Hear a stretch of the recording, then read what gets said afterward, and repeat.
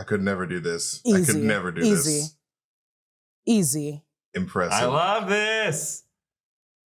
They hate each other so much. He's jealous, man. This dude is jealous. She's stronger. He's so jealous. She's stronger. She's always been stronger. Little punk. Okay. Wow, rude. Maybe not.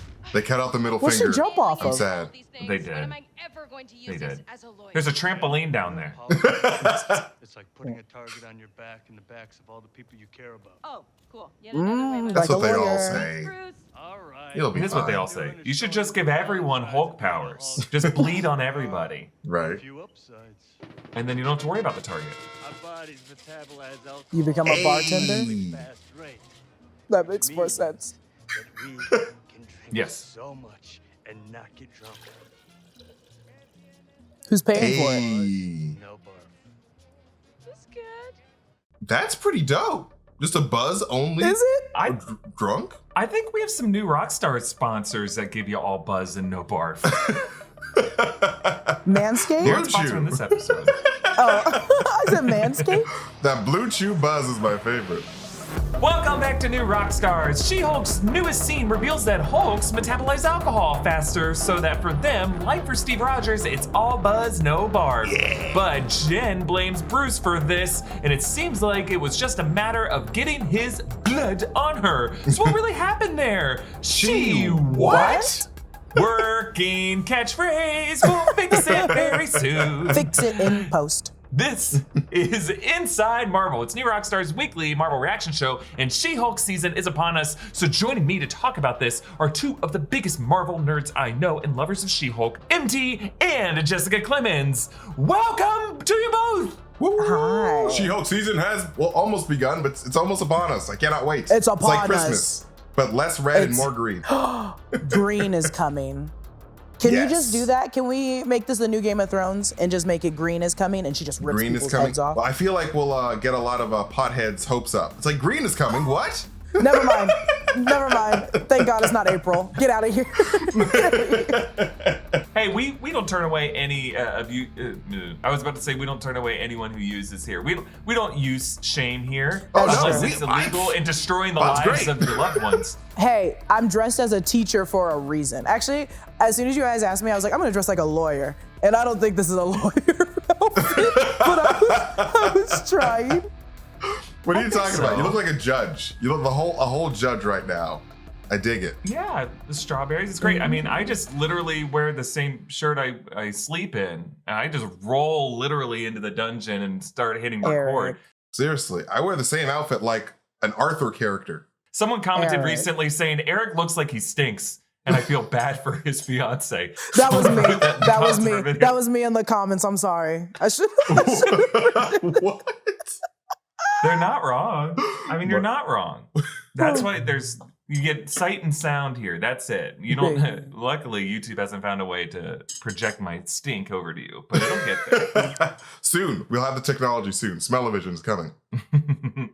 You know, it's funny. This section of our script is always outlined as Bruce banter because we've always had banter in there. And at some point over the past 18 months, it just evolved into Bruce banter and we colored it green. And I'm so glad now we have it finally applies to the series we're covering. So that's fun. Bruce banter is canon. And now in this episode of Inside Marvel, Jessica and MT and I will be discussing how She-Hulk really got her powers and what it means that Hulks metabolize faster than normal people and what the deal was with that Johnny Blaze poster in the behind the scenes featurette. What's going on there? And Jessica, since you're new here, why don't you ask the question? Yes. Ask the question? I can ask it? Okay. You can ask it. Ask away. Okay. How did Bruce depower to human form to give Jen his blood in the first place? And why didn't his blood Hulk out anyone else? Yes, that is the question. There's actually like 4 questions here that we'll get to. But in the She-Hulk comics, of course, Jennifer Walters gets her powers after she gets shot by criminals that she's prosecuting. So her cousin Bruce Banner gives her a blood transfusion that saves her life. But this blood now in her blood system causes her to Hulk out. The MCU version of these events was always going to pose a complication to the story, though, because Hulk ended Endgame in a permanent Smart Hulk form, but his arm was injured and left in that sling after he tried to snap the 6 stones and was successful, but it kind of charred his arm. But you gotta imagine no needle is gonna be able to penetrate that skin because he's still Hulk. You can shoot at him, you can try to stab him, it's not gonna break through the skin. But Shang-Chi post-credit scene showed Ruffalo back, in his human form wearing that sling though. And now all the footage we see of him in She-Hulk puts him back in Hulk form. There was something back in the Disney Plus Day footage where it looked like a kind of dream sequence or some kind of like cutaway, some kind of fantasy thing where you see him in kind of the early David Banner Hulk TV show attire. But in everything we've seen since, we haven't seen that. But then last week's behind the scenes feature, it revealed how this She-Hulk series is going to explain how Jennifer Walters gets her powers. Let's roll the clip. Jennifer Walters is an attorney who has accidentally taken in the Hulk's blood. Okay, so let's examine this more closely. Both Jen and Bruce are both in human form in this car accident. The car has flipped. Jen's arm is positioned under Bruce's bleeding head, and his blood gets on her. And we just gotta assume that Jen herself has some cuts or lacerations so that his blood enters her bloodstream as opposed to just landing on her skin. What's weird though is that Bruce is wearing the sling already at the start of this car accident. It's the same sling from the Shang-Chi post-credit scene, and that confirms that She-Hulk is not set during the blip because you remember Shang-Chi is definitely set after the blip. They reference the blip. There's like posters referencing the blip and everything. But Bruce is already wearing that sling before this car accident occurs. So there must be some prior accident that explained why he was in that sling. And that incident is likely why Bruce is back in human form, but back in human form temporarily because we know for the bulk of the show, he's going to be in Smart Hulk form. So these are the 4 questions that we're going to talk about here. 1, how did Hulk depower to Bruce and why was his arm in that sling? 2, what causes the car accident?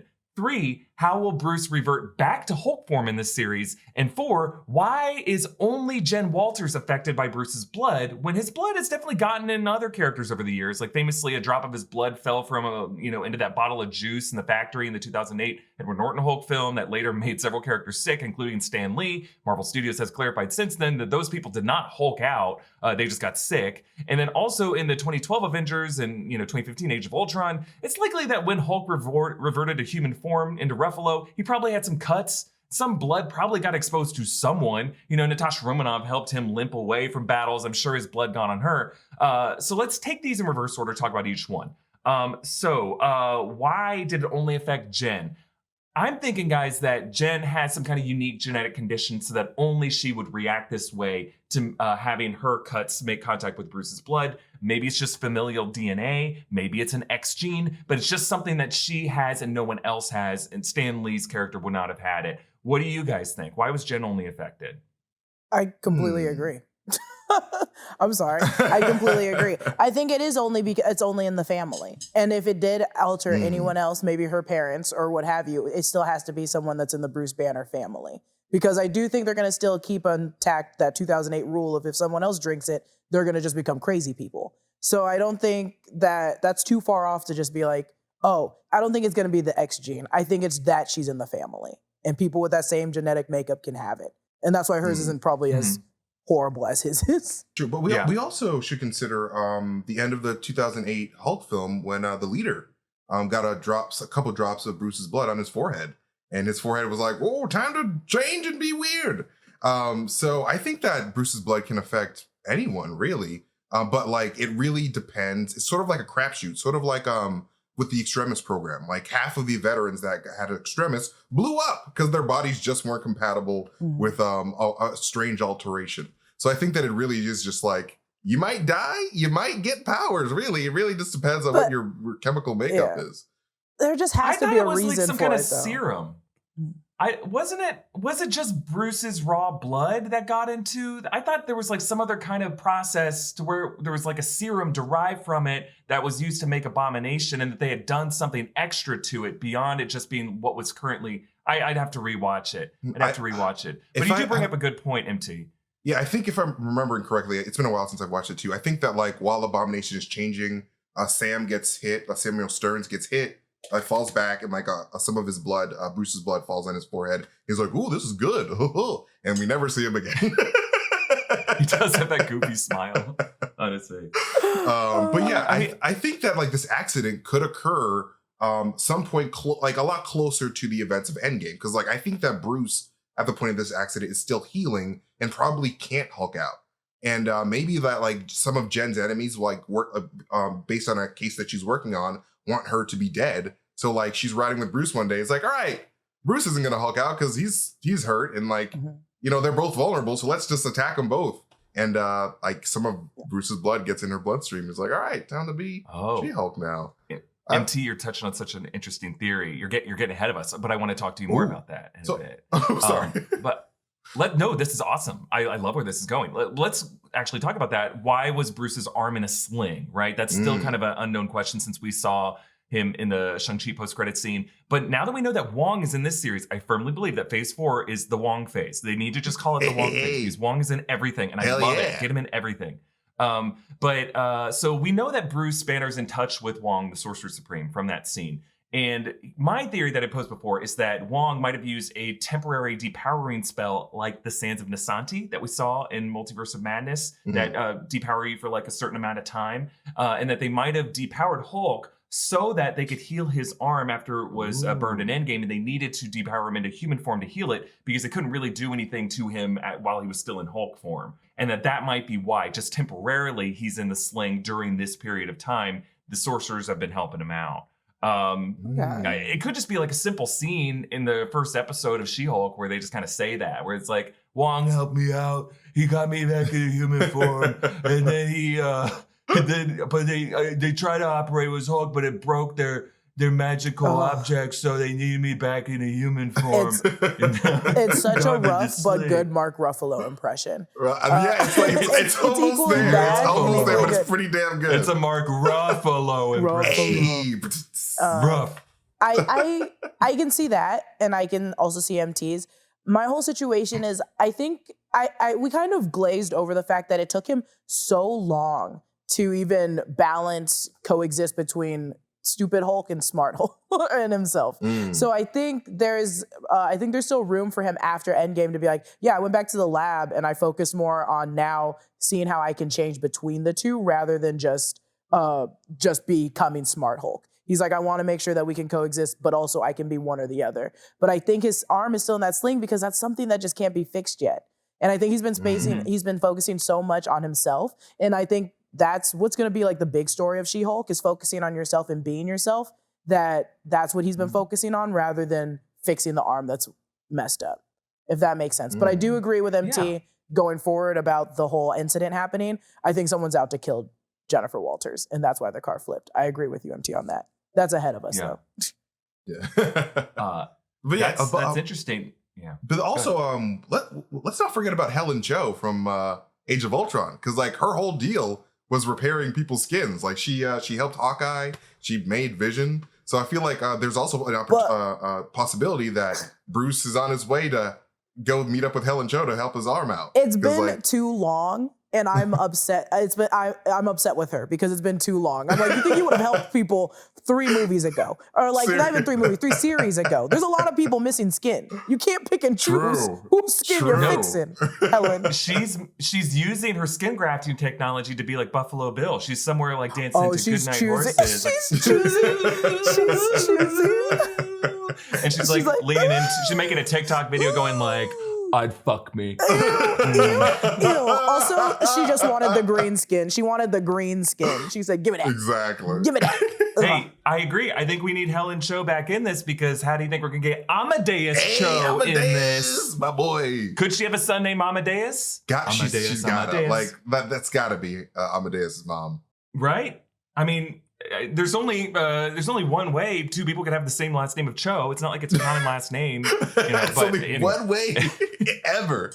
In this show, we got to see how Bruce reverts back from Ruffalo to Hulk form, right? After the sling. Because in all this footage, he doesn't have a sling anymore.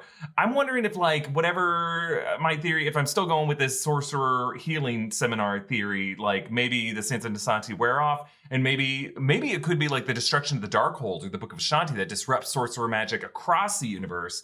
Or maybe it could just be like Bruce just kind of reverts back to what you were saying, Jess. Like, it's about, healing yourself and finding your inner kind of balance. Like, he's just really good at meditating enough to reach back to that kind of weird edging state that he stays in. For, let me tell you about it. But also, but you spoke about this earlier a little bit, and I agree. It's like, so he heals quicker, right, when he's in Hulk form than he would as just a normal human Bruce Banner, right? So could it be that he doesn't need the sling because he's like not fully, but like more healed clearly than when he reverts back into his human Bruce Banner form where he'd still be injured? Is that, or maybe he could be wearing the sling just to look injured still because there's something he's hiding that he's like, in the public, I need to look like I'm still broken, but in reality, I'm actually not broken. Like he's trying to get a good handicap parking spot. No, not that. I think, well, it's like, I'm stuck within the comics how like She-Hulk, clearly there's a lot of issues of She-Hulk where when she's like, oh, I'm beaten down, I'm going to be Jennifer Walters. But when I'm actually confident in myself, I become actual She-Hulk. I think the same could go for Bruce Banner when he's like, people outside know me as like, I'm broken and I'm in hiding right now. No one needs to find me. I'm on the run. So he has that sling when he's only in Bruce Banner form. But when he goes into Hulk, he's like, I don't actually need this. I'm in privacy now. I don't know. I don't know. I don't know. It could be a lot of things. But are you saying it's going to be like The Rock in Fast and Furious 7 when he like flexes out of his cast? We need an homage. We need Bruce to do that at some point. It's like, oh, I'm Hulk now. I hope not, but also maybe. Possibly. Who knows? Now, I do think at some point in this series, we're going to see Bruce Hulk out into Gray Hulk. And we're gonna get Joe Fixit, who's like the little like Vegas gambler type of version of Hulk. Because like it seems like he's just like really jealous of Jen, and like I feel like it's at the end of the series he's gonna be like, I'm gonna be somebody else because Jen's so good at being Hulk. I want to be somebody else and be good at doing crime and stuff. He's like, you know what? That's right. I should be someone else, and then goes into gambling. Bruce Banner. Time to gamble. Vegas Gray Hulk is a dirtbag, right? Isn't he kind of like? Yeah, he's kind of a jerk, people, for sure. But like, I feel like the MCU is headed to the West Coast and Vegas, and like we know we have that Vegas episode of What If. So like, I just feel like Vegas is the way to go. I'd love to see him there. I think it'd be a really fun version of the character for Ruffalo to play, right? Right. But yeah, let's come back to this car wreck. Okay, so it could be an accident. It could actually be while Bruce and Jen are arguing. Maybe one or both of them are hulking out. But I think it's more interesting if it's like a targeted hit, right? Some drone strike, maybe. DODC, the Thunderbolts, maybe Val. Could Val have done it? MT, go off. What were your thoughts on this? It could be all sorts of people. It could be like one of Bruce's enemies because we know that Val, like you just said, was going after Hawkeye. So like maybe just Val's just trying to get rid of all the Avengers for some reason. And Bruce was just on that target. And like Bruce has never been more vulnerable than while he's in this sling. So he's just like, all right, we can't not take this shot. Cause like we went for Hawkeye, it didn't work out. So like, yeah, let's go for Bruce. Cause like this is the only time we're going to be able to kill this man. If we're going to like introduce our own Thunderbolts and sort of take over society. Yeah. So I feel like, Val's a huge contender here. I think it's Wilson Fisk. Ooh. And this is in Rogue Theory, so I'm not going to get too into it. I can save it for then. But I'm hooked on Matt Murdock being in the show. I'm hooked on Matt Murdock being in the show, and I'm hooked on them working. I think that her boss was so nonchalant about being Bruce Banner's relative because he was like, we need big name people. We need you prosecuting bigger name people. So when she starts becoming She-Hulk and prosecuting bigger name people, I think she's working prosecuting people, and Titania is going to be working defending people. And I think that person that they're prosecuting and defending is someone that worked for Wilson Fisk that is trying to take her out because they don't want to lose to her. Because in the comics, between Matt Murdock and Jennifer Walters, even Captain America said Jennifer Walters was the better lawyer. So I guess I just want it to be that. It connects to Echo. It keeps going. Make it a long run thing. I love that idea. I mean, we do know that Jennifer Walters is the better lawyer. I mean, she did defend Eros. Yep. In a pretty gross trial. Let me tell you. If she can get him, if she can get a not guilty verdict for him. Okay. You're not wrong. You are not wrong.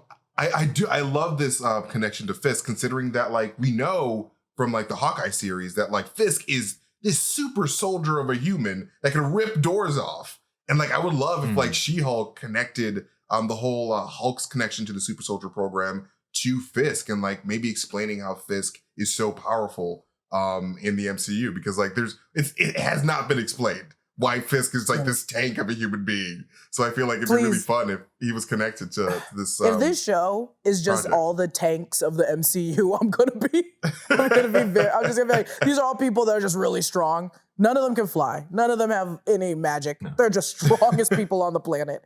Everybody in this show. Right? Like Titania. Like Titania could have her roots in the Gamma Super Soldier program. Yeah, I can't wait. Yeah. I can't wait. I love her. All right, a couple more questions that we want to dig into for She-Hulk this week. But first, some friends who helped us make this episode. Thank you to Helix Sleep for sponsoring this episode. Sleep is important, and here at New Rockstars, we trust Helix to protect our sleep with the best mattresses in the world. I have a Helix mattress, as does MT, and recently producer Zach and producer John. We're all sleeping on Helix mattresses. We're all sleeping on the same mattress, if you think about it. Just all of us connected cosmically through our friends at Helix. And every night, we whisper in each other's ears, "Hail Hydra." And we dream about future threats to target. And it's beautiful. Best sleep of our lives. Thanks, Helix. Helix Sleep is a quiz that takes just 2 minutes to complete and matches your body type and your sleep preferences to the perfect mattress for you. Everyone's unique, and Helix knows that. So they have several different mattress models to choose from. They have soft, medium, and firm mattresses that are great for cooling you down if you sleep hot. Mattresses great for spinal alignment to prevent morning aches and pains. Even a Helix Plus mattress for plus-size sleepers. Producer Zach took the Helix quiz and was matched with the Midnight Luxe mattress because he's a side sleeper that needed a softer mattress. And now he doesn't wake up with a sore shoulder or neck problems like he did with other mattresses. You might be able to see that on the break room. Just look how upright our boy stands now. You can thank Helix for that. He's straight as an arrow, that guy. But Helix was awarded the #1 best overall mattress pick of 2021 by GQ and Wired Magazine. Just go to helixsleep.com/Inside Marvel, take their 2-minute sleep quiz, and they'll match you to a customized mattress that will give you the best sleep of your life. They have a 10-year warranty, and you get to try it out for 100 nights risk-free. Helix is offering up to $200 off all mattress orders and 2 free pillows for our listeners at helixsleep.com/Inside Marvel. We also want to thank the Commercial Break comedy podcast for sponsoring the show. The Commercial Break is like a real-life commercial break from all the serious things going on in the world. 2 longtime friends, Brian and Chrissy, discuss their friendship, stories from their personal life, and a deeper look at some of the absurd trends and topics that they find on the internet. Wild stuff like people who date ghosts, strange ASMR videos, and monster hunters is like goofing around with your friends. The Commercial Break has a 4.9 star rating on Apple and was Chartable's #1 trending podcast globally 3 times in the past year. The Commercial Break has new episodes each Monday, Wednesday, and Friday on all podcast players, and full episodes and daily clips are available on their YouTube channel at youtube.com/thecommercialbreak, or you can visit tcbpodcast.com for more info. That's tcbpodcast.com. So go ahead, take a listen to our new paid friends on the Commercial Break everywhere you like to listen to your podcast, or visit tcbpodcast.com. All right, guys, let's go back into this conversation of all buzz, no barf. I'm gonna get this tattooed on me somewhere. What's going on with their ability to metabolize drinking? I have a theory that maybe Bruce got in a car accident because he was back in human form and he forgot how to moderate his drinking. Ooh. Could that have been it? Bruce DUI confirmed? What does this mean for the characters of this world that they just drink and drink and drink and drink? Does this also apply to their food? Are they going to ruin our global food supply the more Hulks we have? You sound like Thanos. And let me tell you, what was Voss cooking? He was a monster. What was he cooking? I think it'd be really interesting for Marvel Studios to dive into the topic of drunk driving and like its really terrible effects. But I think that because it is Disney Plus, they probably wouldn't go that route. He said, "You're not wrong, boss, but no." I just really appreciate fun. MT giving this take some proper due diligence when. It's probably not going to be. I would really commend Marvel Studios if they actually went down that road just to show people how dangerous drunk driving is and like how it could completely ruin your life if you're not a Hulk, which most people are not. So like I would give them kudos if they went that route, but like I don't think that they'll actually encourage the children. It's like, hey, drink drive and maybe your cousin will become a superhero like you. It's kind of a bad message. I think that target on your back was an actual like warning of like, we have targets on our backs now. Like you had a target before because you're a lawyer. I also they even said in that interview of like, yeah, we're trying to make like a Marvel show and a lawyer show. And if I watch a lot of Law and Order SVU, they they do have targets on their backs all the time. They're being chased all the time. And I think it's going to be like a Venn diagram of being a Hulk, being a lawyer. What do they have in common? And it's just like a lot more than sees the eye. You're going to be targeted all the time. True. But watch it in the show. It'd just be like a freaking like sloth crossing the street and they like swerved out of the way or something. Jen's like, no, Bruce, don't hit the sloth. Yeah, Bruce, don't hit the She's sloth. so Are sloths in Mexico? I think so. Who, if they travel far enough for a very long time, they can make They're like, it to Mexico. I finally made it to Mexico just to get swerved. But I think I love that quote also about their like the alcohol, but I think it's gonna be a problem to Jennifer because there's a bunch of cuts to the they have it in the comics, the lawyer bar that all the lawyers go to after work. They hang out at that bar where they're chanting like She-Hulk, She-Hulk. And I'm like, damn, your tab's gonna be so high now. You are never gonna get drunk again. And you were really hoping to probably after a lawyer day. So I think it was fun. A fun little nod. Yeah. Yeah. Okay, we have to talk about this. The Johnny Blaze poster that showed up in the behind-the-scenes featurette. Is this just a little Easter egg? I mean, is Ghost Rider coming to the MCU? Do you think we'll see like a Midnight Suns announcement at D23? Absolutely. Absolutely. I think because the... Oh, no, you can go, Jeff. No, go. Keep going. You might answer my question that I'm about to ask, so go. Oh, I'm going to go. It's kind of weird. No. But because we know that like... Because we're figuring that the Earth 616 is a variant universe of the Agents of S.H.I.E.L.D. universe. There was a Johnny Blaze in that universe. So like there has to be a Johnny Blaze in this universe somewhere. So I think that is for sure a tease of a Johnny Blaze existing in the MCU, and that She-Hulk is probably going to have some type of dealings with, or maybe like he'll get a cameo, but like I think we're definitely going to get a Midnight Suns with a Johnny Blaze in the MCU very soon. I have a question to you, MT. Go for it. I have a question. You don't think this is going to be a Ralph Boner? You don't think this is going to be... I'm going to be... Do you not think that this is going to be... What did they say? They said that like when you... They said in Multiverse of Madness, when you dream, you're seeing your other like other selves in different realities. Do you think the writer for that movie is like in a different reality, Johnny Blaze? And we just like, I want it to be here. I want it to be here, but I don't know how. I don't believe it yet. I think he's in a different universe. Am I wrong? Am I wrong for thinking this? I think that there's just multiple Johnny Blazes. I think that like this is going to be a different Johnny Blaze than the one we saw from the Agents of S.H.I.E.L.D. universe, or like the Nicolas Cage Johnny Blaze. I think like this is just a new Johnny Blaze. But I think that we'll get the same Gabriel. Oh, it's Gabriel Luna, right? Yeah. Yes. The other one. Yeah, Gabriel Luna played him in Agents of S.H.I.E.L.D. I forget the name of the. I still do think that Robbie Reyes is coming, like the very same version from Agents of S.H.I.E.L.D. is coming in Doctor Strange 3, because we know that hell exists in the Dark Dimension, and Doctor Strange went to the Dark Dimension at the end of Doctor Strange in the Multiverse of Madness. So wait, do we know that hell exists in the Dark Dimension? I think it was said in Agents of S.H.I.E.L.D. I think hell exists in the MCU. I just where do they say now? You got me fascinated. I'm like, I'm pretty sure that Agents of S.H.I.E.L.D. established that hell exists in the Dark Dimension. Let me just double check here. I see. Okay. Dark Dimension. Agents of S.H.I.E.L.D. Dimension is simply hell. I think it's like it's a region of the Dark Dimension. It's like hell. Okay. I don't know. But anyway, I think that because he went to the Dark Dimension, I think that they're both going to meet up and be like, oh, hey, let's do a team up. Because people love you, people love me. Let's do a Doctor Strange, Robbie Reyes team up. Why not? Yeah, what if it is just, do we know if it was it's so grainy, that image. Is it a poster for like a movie or a circus? Yeah, that's what had me curious. Because it's like a character called Johnny Blaze, or an actor named Johnny Blaze, exists in the MCU. It's not necessarily, unless they're doing like a docu-series or a biopic about a guy named Johnny Blaze. It's kind of like in the deleted scene or the deleted imagery for Guardians Volume 2 had a movie poster for Wonder Man. Right. Like there was kind of like, but Wonder Man makes a bit more sense. It's just like Simon Williams was an actor playing, like it was like a Steve Jobs type figure, right? Right. So that was the idea. It's always confusing when there's like a movie poster or some kind of like book title or comic book that shows his character. Like Johnny Blaze was a daredevil. Like his whole thing was like, you know, being on a motorcycle and doing like weird tricks and flaming hoops. So like I think that could be an ad for come see Johnny Blaze do a motorcycle through a flaming hoop.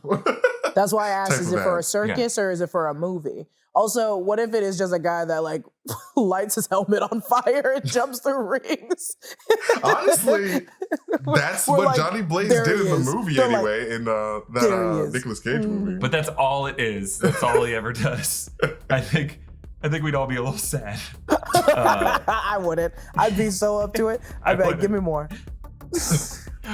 Well, we will leave it there for now for She-Hulk, but we're going to talk a lot more about She-Hulk in the weeks ahead. Next week, we'll be talking She-Hulk again on Inside Marvel, and then She-Hulk's going to be here. And then we're going to be living with She-Hulk for the next couple months. It's going to be an exciting time. But be sure to follow all of us on social media. You can follow me at Erik Voss. You can follow Jessica at Lulu_Clemons. You can follow MT at MasterTainment. Subscribe to Inside Marvel wherever you get your podcasts. Subscribe to New Rockstars. Thank you all so much for supporting us, and we'll see you next week. Bye-bye, everybody. Bye, everybody. Love you guys.